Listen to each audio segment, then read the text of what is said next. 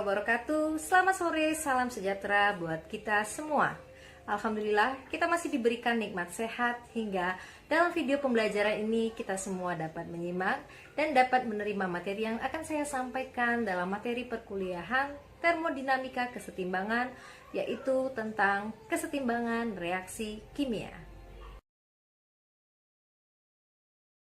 Adapun pokok bahasan pada materi ini bisa kalian lihat, pertama itu ada definisi koordinat reaksi, kemudian perubahan energi Gibbs standar dan konstanta kesetimbangan, kemudian ada perhitungan pengaruh temperatur dan tekanan terhadap konstanta kesetimbangan reaksi. Nah, apa saja capaian pembelajaran pokok bahasan yang harus kalian capai? Pertama, mahasiswa harus mampu mengenal dan menjelaskan definisi koordinat reaksi, perubahan energi Gibbs standar, dan konstanta kesetimbangan. Selanjutnya, kalian diharapkan mampu melakukan perhitungan pengaruh temperatur dan tekanan terhadap konstanta kesetimbangan reaksi kimia, serta mampu menganalisisnya.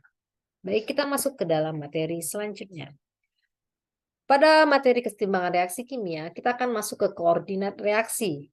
Pada saat perkuliahan prinsip teknik kimia dasar ini, materi koordinat reaksi sudah pernah diperkenalkan, yaitu dengan sebutan tingkat reaksi atau extent of reaction. Namun untuk simbol mungkin sedikit berbeda karena pada materi prinsip teknik kimia dasar itu disimbolkan seperti ini.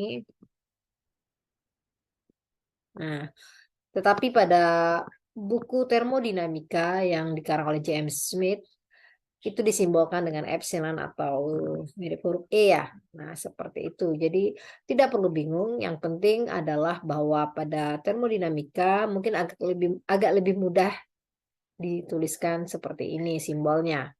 Saya hapus kembali. Bentar ya. Baik, kita lanjut. Berikutnya adalah reaksi kimia secara umum ditampilkan pada layar. Bisa kalian lihat bahwa ada reaktan A1 direaksikan dengan A2 akan menghasilkan produk A3 dan A4. Atau secara umum juga bisa disimbolkan dengan reaktan A ditambah B menghasilkan produk C dan D. Bisa Anda lihat di sini, yang saya lingkari tanda merah itu adalah disebut dengan koefisien stoikiometri. Kira-kira masih ingat kan bahwa ketentuan untuk koefisien stoikiometri untuk produk bernilai positif, sementara untuk reaktan itu bernilai negatif. Baik, di sisi sebelah sini bisa kalian lihat ada sebuah reaksi di mana metana direaksikan dengan H2O menghasilkan karbon monoksida dan gas hidrogen. Untuk stoikiometrinya bisa kalian kira-kira bisa kalian lihat berapakah koefisien stoikiometri yang saya beri simbol dengan tanda tanya. Untuk koefisien stoikiometri metana atau CH4 itu bernilai -1, kemudian H2O -1, sementara untuk karbon monoksida karena dia produk demikian juga dengan H2, keduanya akan bernilai, yang ini adalah +1 dan H2 +3. Baik, kita lanjut ke slide berikutnya ya. Nah, di sini bisa kalian lihat untuk menghitung masing-masing mol, di sini ada mol mula-mula zat I, kemudian ada mol zat I setelah bereaksi, kemudian ada koordinat reaksi dan juga koefisien stoikiometri. Maka diperkenalkan kembali hubungan koordinat reaksi dengan fraksi mol, di mana disimbolkan untuk fraksi mol zat I atau YI itu sama dengan Ni/N, di mana masing-masing rumus untuk menghitung mol zat I dapat dihitung dari Ni0 atau yang mula-mula, molnya mula-mula, ditambah dengan koefisien dikalikan koordinat reaksi. Sementara untuk N0 atau N mula-mula itu ditambah dengan V dikalikan koordinat reaksi. V di sini itu adalah jumlah seluruh koefisien stoikiometri. Demikian juga untuk nilai N, maka nilai N ini adalah jumlah seluruh mol di awal sebelum dia bereaksi. Nanti kita akan lihat bagaimana untuk mol sebelum bereaksi serta V keseluruhan Untuk koefisien keseluruhan nanti bisa kita lihat di contoh soal agar bisa lebih dimengerti. Baik, kita lanjut.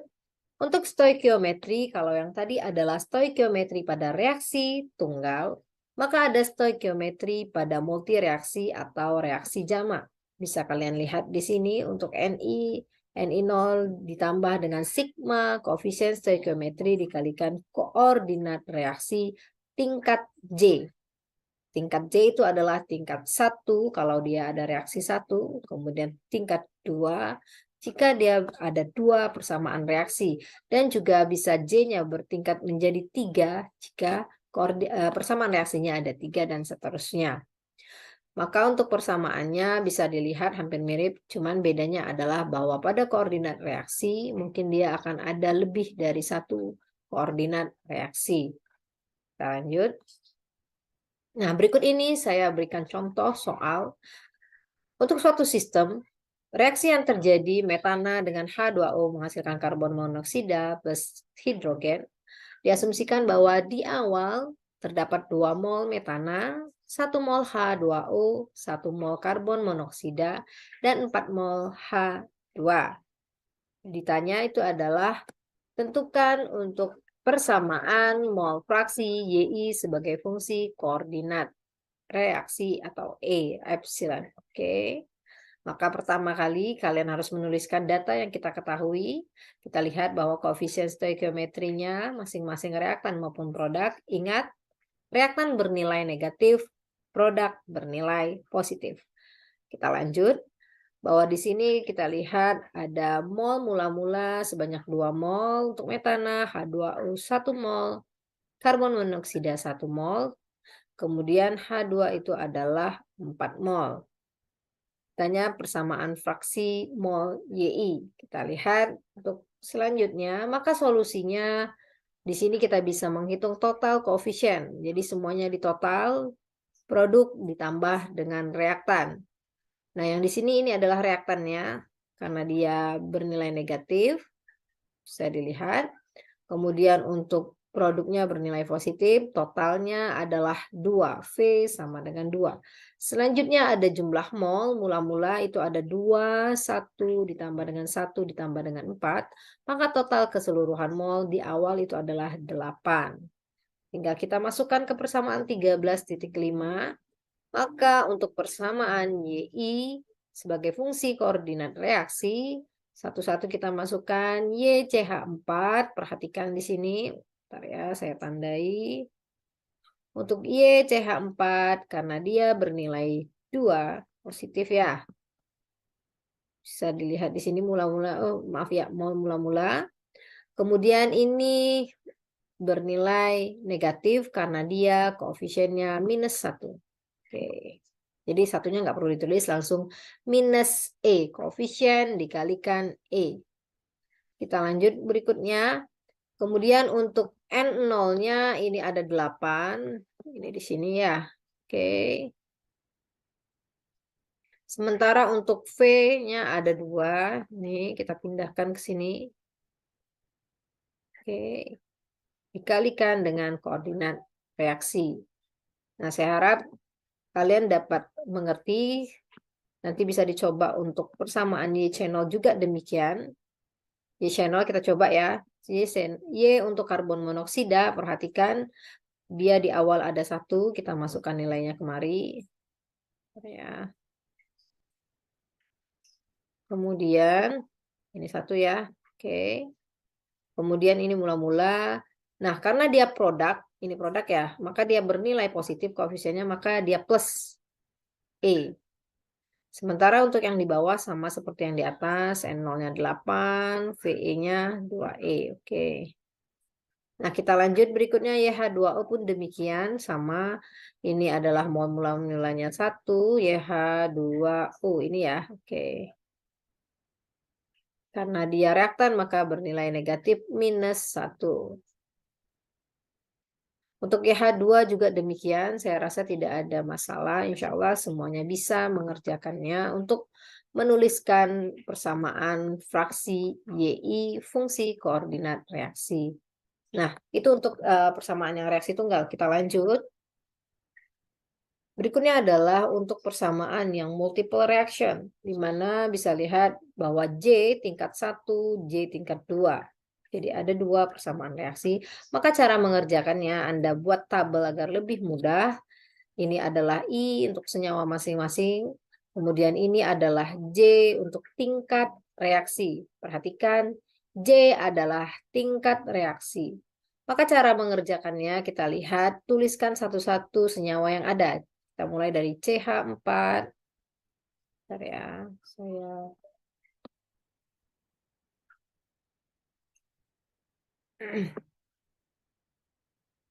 untuk CH4 bisa dilihat di sini, ini adalah CH4 kita tulis, kemudian H2O kita tulis, ini kemudian yang di reaksi pertama ada gas karbon monoksida, kita tulis juga di sini, kemudian kita lihat juga ada gas karbon dioksida.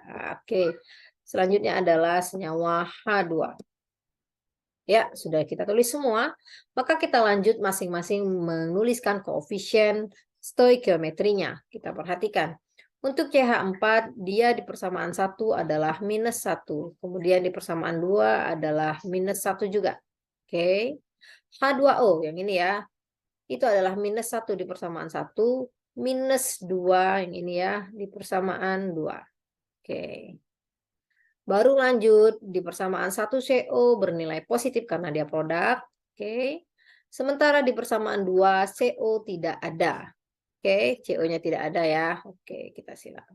Nah, selanjutnya untuk CO2, maka pada CO2 bisa kalian lihat di persamaan pertama juga tidak ada.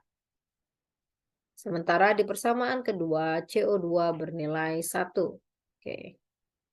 Dan terakhir ada senyawa hidrogen. Di persamaan pertama dia berpositif 3, bernilai positif 3. Persamaan kedua dia bernilai positif 4. Nah, saya rasa tidak sulit.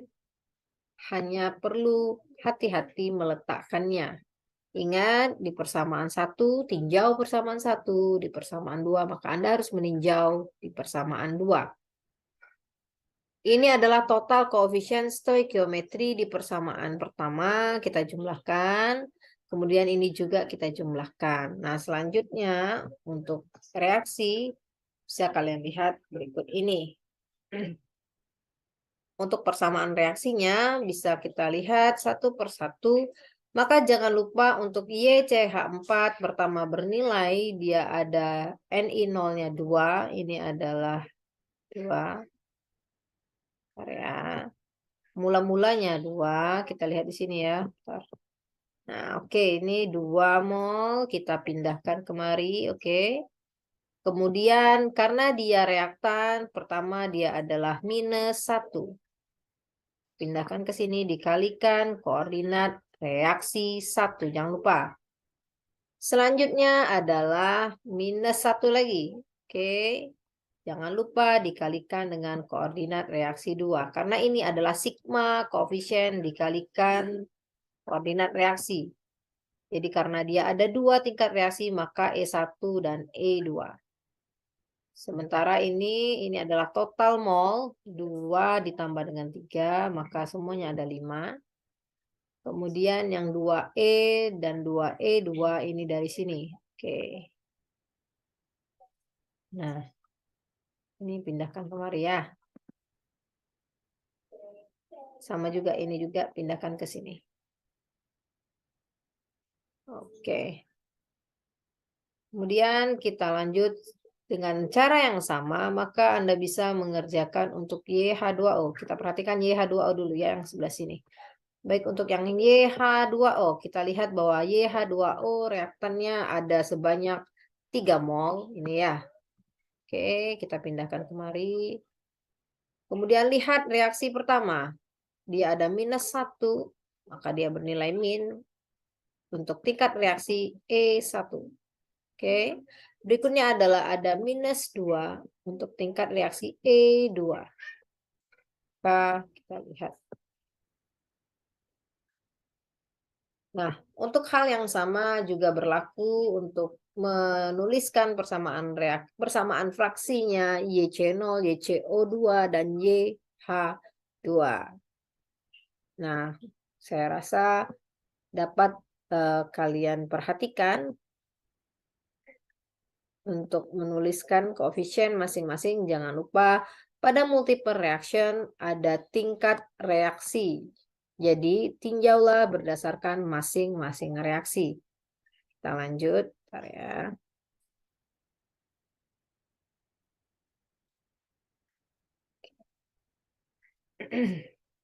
Nah, berikutnya adalah perubahan energi Gibbs standar dan konstanta kesetimbangan.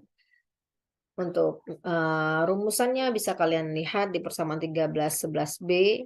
Ada delta G, ini untuk konstanta dilambangkan dengan K, bahwa dia berhubungan dengan energi Gibbs. Maka menghitung konstantanya ln K sama dengan minus AG per RT. Untuk delta G-nya juga demikian. Ada delta G atau perubahan energi Gibbs standar, energi Gibbs pada temperatur tertentu. Bisa dilihat itu adalah sigma koefisien dikalikan energi Gibbs. Nah, kita bisa melihat di sini untuk perhitungannya baik. Delta G atau perubahan energi Gibbs itu bisa dihitung dengan persamaan yang pernah kita gunakan di bab 4, di mana untuk delta H-nya bisa dihitung dari delta H temperatur tertentu sama dengan delta H pada keadaan standar ditambah dengan R, delta Cp, R, dt. Untuk delta G-nya, maka bisa kita hitung delta H0 itu bisa dilihat di appendix C2. Perhatikan ini bisa diambil delta H2 98. Sementara untuk integral R, ya, untuk integral R-nya bisa kalian lihat untuk yang ini. Kemudian yang ini juga nanti bisa dilihat di persamaan berikutnya. Di bab 4 dan 13-19. Oke. Nah, ini adalah menghitung delta G 0 per RT. Maka untuk menghitung ln K tadi tinggal Anda masukkan ln untuk nilai AG per RT bisa kalian hitung satu persatu dengan persamaan 13-18. Kita lanjut. Nah, untuk menghitung persamaan 13-18, maka ada persamaan ini saya tulis kembali dari bab 4. Bisa kalian lihat. Sementara untuk yang ini bisa kalian lihat dari persamaan 13-19. Jadi mudah ya untuk delta G0-nya, delta H0-nya atau di keadaan standar 298 bisa dilihat di appendix C2. Sementara R ini adalah nilai untuk konstanta universal 0,88 tergantung dengan satuannya. Bisa kalian lihat di depan sekali appendix A. Kemudian kita lanjut untuk menghitung integral T dari T0 hingga T. Itu dapat dilihat dari persamaan 4-19 dan 13-19 ya. Nah, untuk nilai A, B, C, dan D ini adalah perhitungan pada tab appendix C1. Nilai A, B, C, dan D. Kalau kita pernah menghitung di bab 4, maka nilai A, B, C diperoleh pada appendix C1. Jadi ingat nilai delta H, delta G 298 di C2 untuk nilai A, B, C, dan D itu di C1, appendix C1. Kita lanjut. Maka untuk menilai, menghitung koefisien konstanta kesetimbangan, maka untuk nilai K0 itu dapat dihitung dari eksponen min delta G0 per RT0.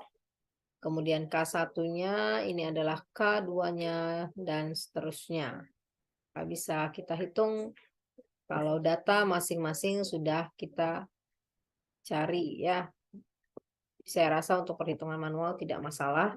Namun kalau datanya banyak bisa dibantu dengan program Excel dan sebagainya boleh. Baik, kita lanjut lagi ke contoh soal. Oke. Terakhir ini ada contoh soal untuk kalian bahwa hitunglah konstanta kesetimbangan untuk etilen, jadi fase uap pada ingat temperaturnya ada 145 dan 320 derajat Celcius. Jangan lupa temperaturnya pada saat perhitungan akan dirubah ke Kelvin. Untuk appendix C. Oke, pertama kita temukan A, B, dan C dan D-nya di appendix C1. Oke, kita masukkan satu per satu dari masing-masing senyawa. Jadi untuk perubahannya itu adalah produk dikurang sama reaktan. Delta A-nya ada 3,518, untuk A-nya C2H5OH. Yang 1,424 ini adalah A-nya C2H4, kemudian H2O ini adalah A-nya si H2O 3,470. Jadi ini adalah nilai A masing-masing.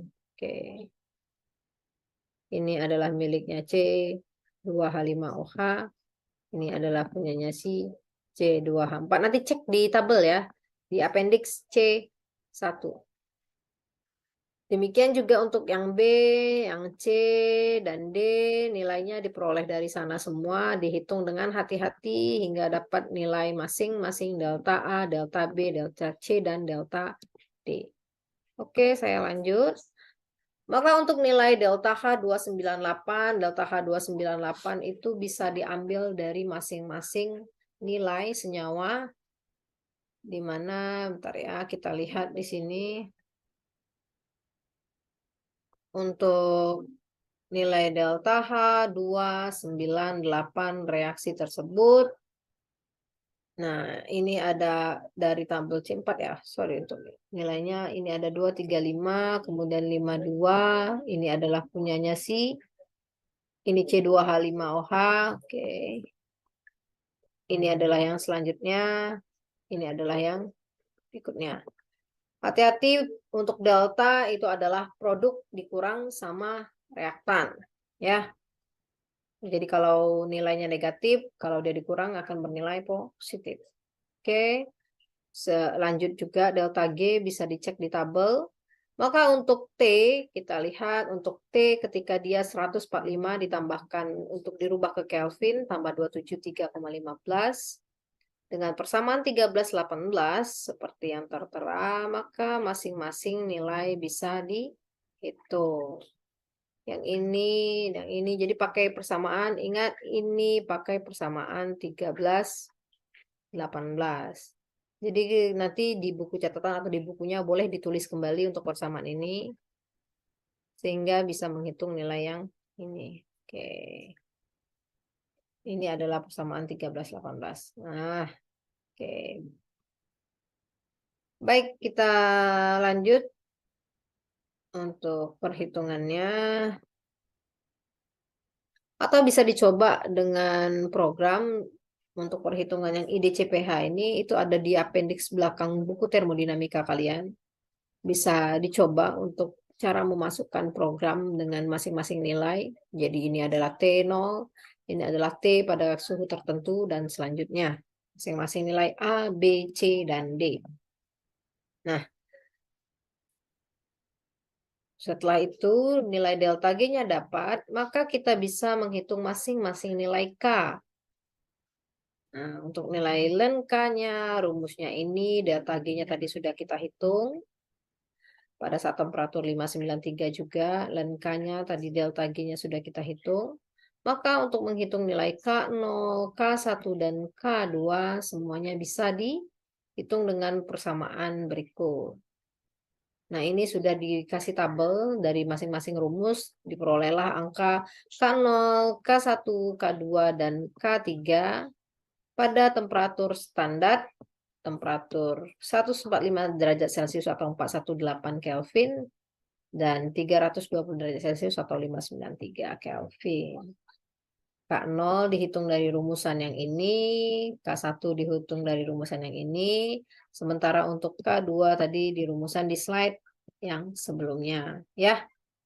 Jadi untuk nilai K juga ada rumusnya, maka semuanya dapat dihitung ketika data yang ada bisa diketahui, kemudian dihitung perlahan hingga sampai akhirnya mendapatkan nilai K.